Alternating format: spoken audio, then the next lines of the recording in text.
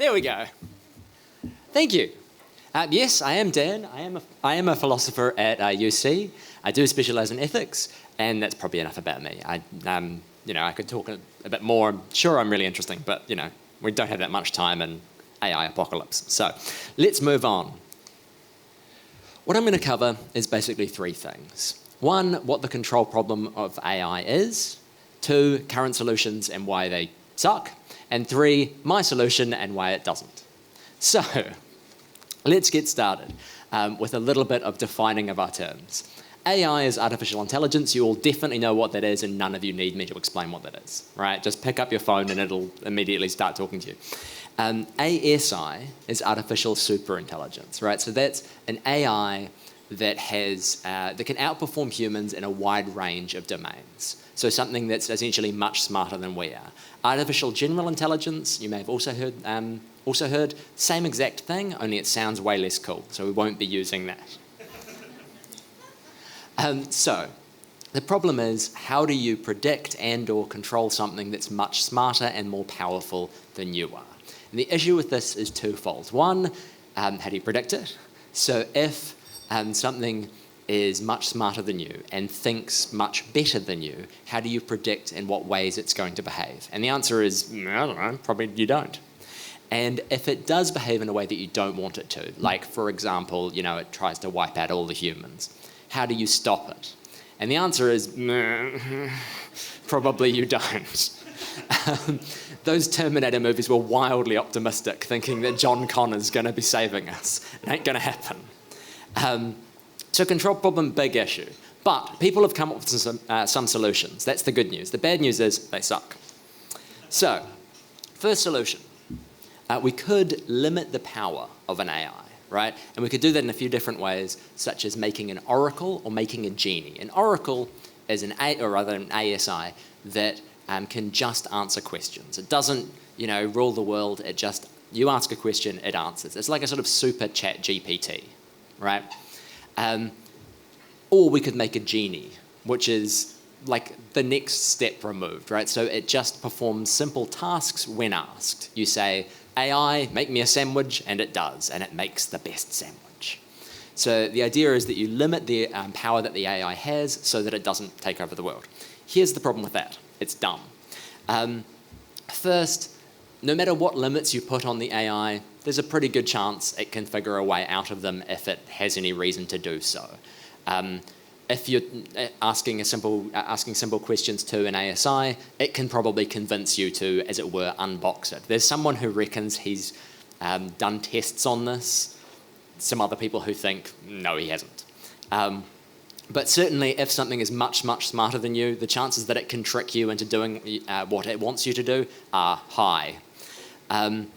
Also, just answering questions is dangerous enough if the thing is massively smarter than us and can pick the right question to answer in the right way at the right time to achieve whatever purpose we don't want it to.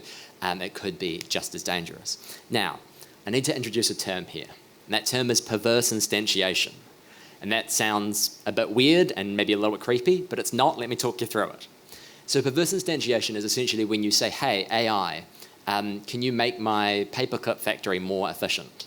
And the AI works out what the most efficient way of improving production at your paperclip factory is, and it decides that what it needs to do is take over all available land for strip mining of resources with autonomous robots, and then clear space for a massive production facility, and that there's a lot of humans in the way, so first it better get rid of all of those.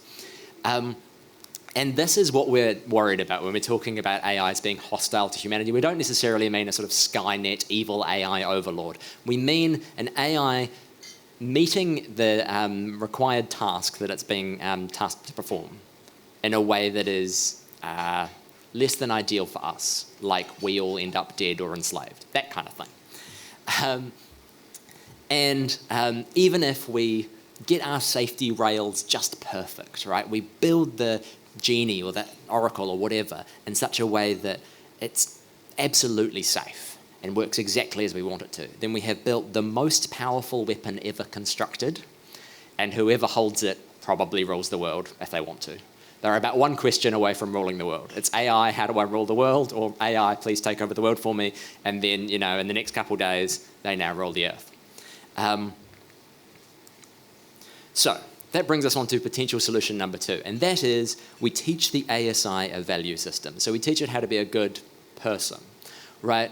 We teach it some moral guidelines that it should follow that mean that it doesn't end up, killing or enslaving all of us. This is also a bad idea for several reasons. One, picking which value system to teach it. There's a lot of value systems. Most of them probably wouldn't work. 2, how do we know it's learned the value system correctly and isn't going to end up doing something we don't want it to? So we say AI, make sure that you promote the most happiness possible. And it straps everyone to beds and, threads wires into the pleasure center of their brains and just fires that over and over again, right? Also, there's issues of definition and specification. Basically, it's really hard to define stuff. I'm not going to get too much into that because that's a whole other thing, but that's difficult, right? Trying to make rules that have no loopholes, and you really don't want a loophole when it's, the fate of humanity on the line, is hard work. So potential solution number 3, have AI learn values from us, right? So instead of trying to teach the AI, yes, you can already see why this one's a bad idea. I don't even need to explain this one. All of you have been on social media. You know why this is a terrible idea. But nevertheless, people are suggesting it. People are like, what we could do is have the AI look at us and see what we value. Good luck.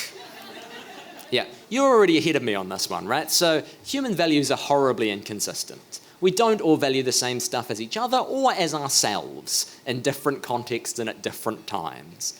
Also, this leads to potential problems with tyranny of the majority, some people enforcing their views on others, and also people value awful stuff.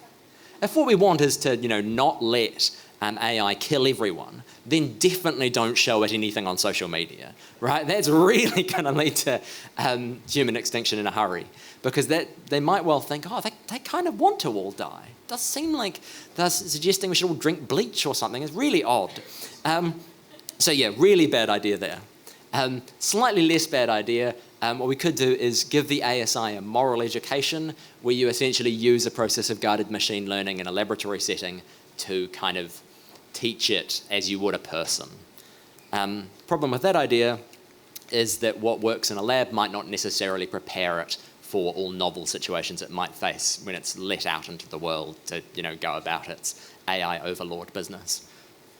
Someone's pointing at something, I don't know. So let's talk about my solution, the best solution, or at least maybe better than those ones, the Olympian solution. So step 1, here's what we do. We find an appropriate human being. Step 2, we recreate their brain precisely in silicone such that we have essentially a digital version of them. Step 3, we connect that brain to sufficient computing power such that they function, not they, but the new them, the Olympian, functions as an ASI. Congratulations, you have now created a human, an AI with the values of a human and the power of a terrestrial god. That doesn't sound like a good idea. Hold on. Now let me explain why this isn't a terrible idea, even though it maybe sounds like one. So there are a couple of major benefits to using a human being as the basis for our ASI. And I say our ASI, but I imagine we're not the ones building it. I don't think this is where it's happening.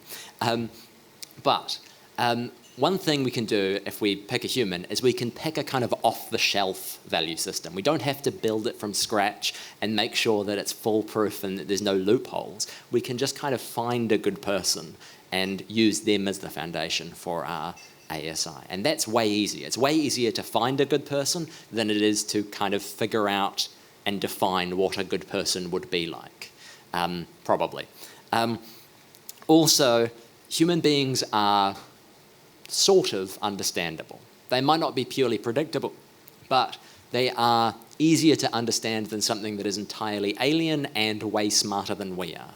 So you can go and find a person and kind of figure out what kind of values they have, potentially easier than you can figure out how something that's not a human and massively smarter than every human mind has ever been is going to behave. And also, humans are a hypersocial species, so we tend not to want human extinction, with a few exceptions, but most people tend to not want human extinction. This is why solitary confinement is a punishment. People like being around other people. So you get some additional layer of protection in terms of maybe it won't want to wipe out everyone because it might want people around. So, assume that we are using a human being as the foundation for our ASI. Who do we pick? Well, this one's not terribly controversial. I think we should pick someone with a strong moral code. I'm really coming out with the hot takes tonight. So I think we probably want someone with a strong commitment to a moral code, ideally one that can't be perversely instantiated, so not, make people the most happy, as I mentioned earlier. Also, ideally, we want someone who has a strong commitment to a well-understood moral code, because if they become massively smarter and then realise that all the stuff they believed before was kind of dumb, then that might lead them to change their mind. Also, we don't want the moral code to paralyse the ASI with inaction, so we don't want something where it's not allowed, I must not, kill anything or anyone, because that might not be great if we need it to, let's say, prevent other ASIs from being created. For example, we might want it to, I don't want to say strangle them in the crib, but, the politically correct ASI version of that. I'd suggest freedom consequentialism. I'm not going to go into all of what that is, but, you can ask me later if you want. Now, let's get to the controversial stuff. I suggest we should also pick someone who has a massive whopping ego. And my reasoning for that is a little bit complicated. Basically, we want someone who wants to better humanity, since we're going to give them, more or less unlimited power. Well, not them, but, a version of them, a thing similar to them. If they want to better humanity because of a humble understanding that we're all ultimately kind of the same, right, then that might not work out so well when those beliefs are suddenly in an entity that is fundamentally not the same as us and we all look like gibbering idiots by comparison, right? That might lead to a kind of shift in attitude. So what I think we can do in order to prevent that is find someone who thinks we're all gibbering idiots anyway. And then it won't be such a shift and their attitudes won't be a problem. We still need to find someone who thinks we're all gibbering idiots and also wants to help us, not someone who thinks we're all gibbering idiots and wants to profit off that. But so long as we can do that, we should be swell. So when making a terrestrial god, pick someone with a god-sized ego, is my position. Also, when it comes to our human candidate, I suggest we select someone whose petty human desires, and we've all got them, can be fulfilled without harming others. So people who want, power or knowledge or intelligence or anything that can be fulfilled within a simulation, that's all probably fine because an ASI is going to be powerful and knowledgeable and intelligent kind of by default and can probably figure out a way to build itself a simulation, so that's all kind of not a problem. But, don't pick a racist or something. I probably don't need to tell you that, but don't pick people who have, for example, strong nationalistic tendencies and want a particular nation to thrive over others. That could get a bit dubious. Now, there are some potential problems, I'll grant you, with this idea. For example, it might be the case that, yes, we find a really good person, but having access to massively more processing power and knowledge fundamentally changes who they are. I suggest that we probably run some small-scale tests first. Also, probably what I'm suggesting is definitely illegal in some places. It runs against the EU Artificial Intelligence Act. Probably don't build your ASI there, I guess. I mean, that's more of a, logistical issue, right? Bigger issue is that if you're building an ASI, it probably lasts a lot longer than a human does. Especially if you can just kind of keep upgrading and upgrading. So it might live for thousands of years, and it might be that there's just inevitable personality drift over that time. So even though you've found a really good person who makes a really good human candidate, that after 100 years or 1,000 years or 10,000 years, not so much, right? I don't have a very good answer for that one. That's kind of awkward. It's quite hard to convince an ASI to retire. But, at least we have a bit of time to potentially solve that problem. And maybe the ASI could figure out some ways of solving that problem itself, so long as it, stays relatively similar to what it was like as a human for a while. So, in conclusion, the ASI control problem is kind of a biggie. I mean, it's not a biggie until you are about to build one, and then it's a really biggie. Having an ASI is a bit like being dead, and that you really only got one problem, but it's a big one. But using a human as the foundation for that ASI gives us two main advantages. One, we can select for the right kind of value system rather than having to define it and specify it and make sure we've got no loopholes. And two, most humans at least don't want to exterminate the human race. So we get a bit of insulation from that particular negative outcome, which I would assume is one of the worst ones. Right. I am out of time. I've put some extra for experts up there, and this person is about to come up and pull me off with one of those big hooks. Great. Thank you very much, Dan.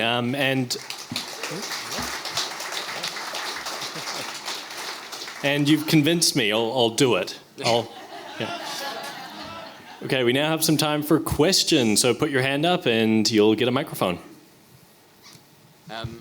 I have two questions, actually. I'll start with one. Yeah. So how would you actually look for them? Are you going to have there's volunteers, or you're going to go and scan every single brain, or how are you actually doing it? So in the paper that this talk is based on, I did talk a little bit about that. I think volunteers is probably the best way to start, because if what you want is someone with a massive ego, then saying, would you make a good god, more or less, is probably a good start to proceedings. Yeah. Right? And also, you really want them to be volunteering. You don't want to treat your potential new AI overlord poorly. It's a bad idea. Yes, there's a whole bunch more questions here. There's one up the front here. Jor, I think, had one. Yep.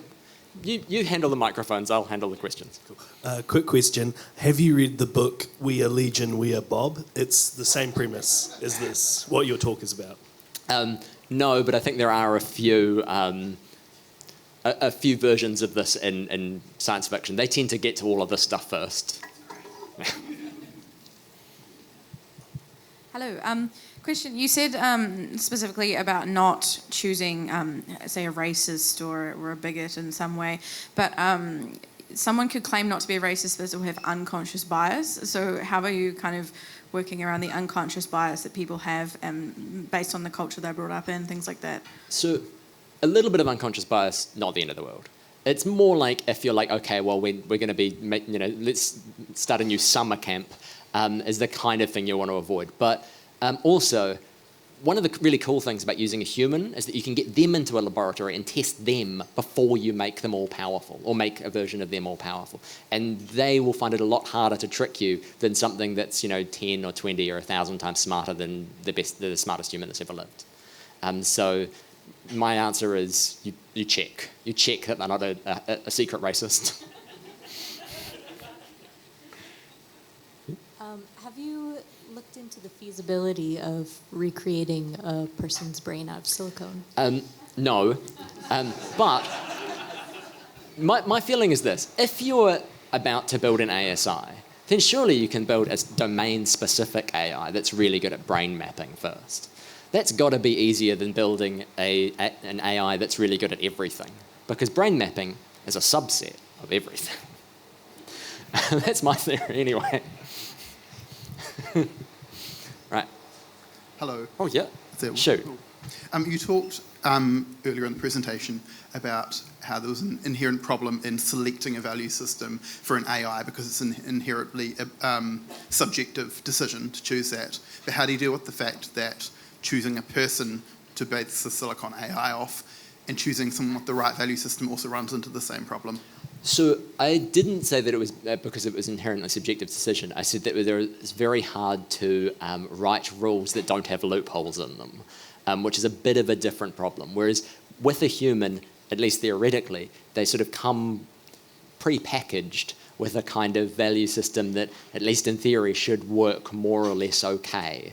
I mean, if it turns out they're building big bombs in the backyard or something, then don't pick that one. But the idea is that you can figure out if the value system I have is liable to be perversely instantiated when it's still in a human rather than when it's got ultimate power. Yes. How do you ensure that your God feels fulfilled and doesn't feel trapped? Yeah. So, very good question.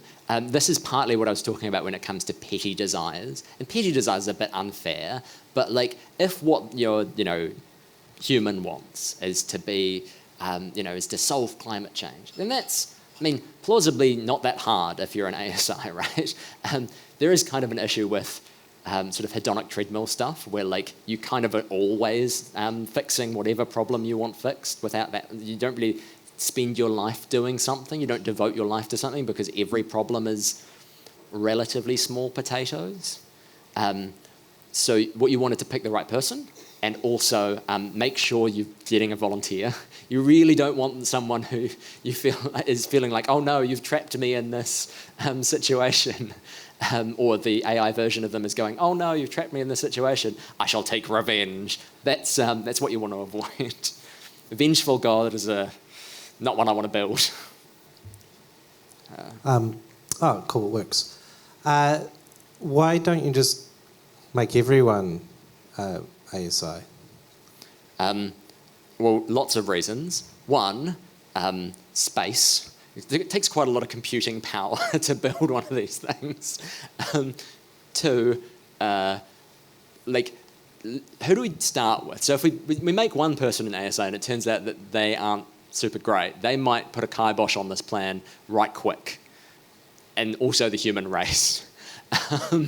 So the problem is that if you make lots of them, you kind of have to make lots of them at the same time. Also, I'm not suggesting we make the person into one. I'm not suggesting we actually hook their literal brain up. So it's not actually them. They still, leave the laboratory and they're like, oh, that was cool. I'm now an AI's dad or mum or sibling, twin? I'm not really sure. I haven't figured out what kind of relationship they think they have to the ASI at the moment. But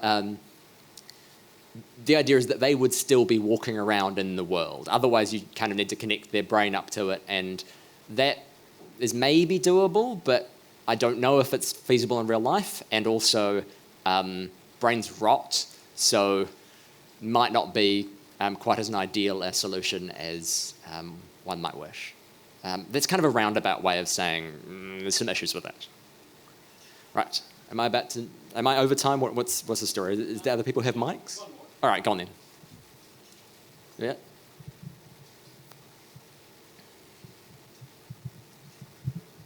What is to say that the capacity for empathy would be passed on to the AI? Because surely a strong moral compass would still rely on that empathy to know where to place that. Okay. I have so much to say on that. I could give a whole nother talk on that, but I won't for time reasons. I'm going to give a two-part answer. One, I don't think strong moral compass necessarily relies on empathy. We can get into a whole thing about whether psychopaths are capable of morality in the same way that non-psychopaths are, but let's not, because time reasons. I would love to, though. Man, I'd love to. But in theory, everything should be passed on. So long as you're recreating their brain precisely enough, and assuming that the mind is something that the brain does, then anything that's in the brain of the initial person should be in the brain of the AI version, so long as you're precise enough in your recreation. So if they don't have empathy, it's because you picked a psychopath, is the theory. Of course, all of this is very relies on brain mapping technology we don't have, and computing technology we probably don't have. But, yet. All right. I'll let your MC have you back. Thank you very much, Dan.